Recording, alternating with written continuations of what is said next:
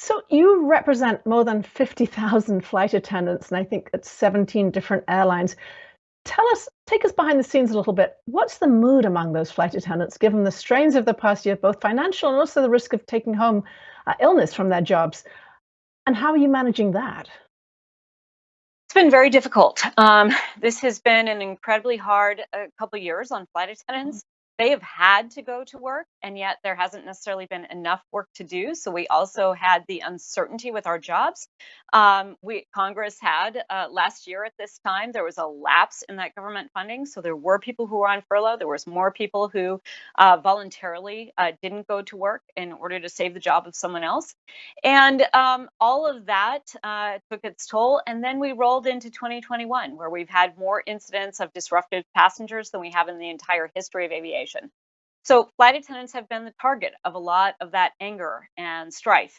And when they put their uniforms on, I'm a 25-year flight attendant. It used to be that it was a really bad day when something bad happened at work, when you had an outburst on a plane.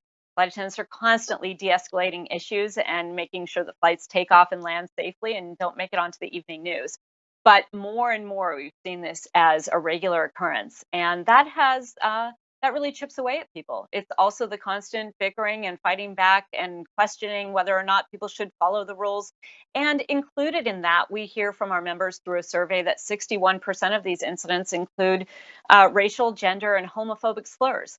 So this is really a combative mode and a, a real hostile environment actually that people are going to work in. And so as we've been talking about this over the past several months, the one thing I would like to say is I want to really thank everyone in the media for getting this story out there, because while we haven't yet stemmed off these events and made them grow lower in number, what we have seen is more people stepping up and saying thank you and expressing good thoughts and encouragement, and also asking how they can help out when these incidents happen. So I really want to lift up the fact that the vast majority of people are really come to the door of our airplane with kindness in their hearts and a desire to just have a safe, uneventful flight.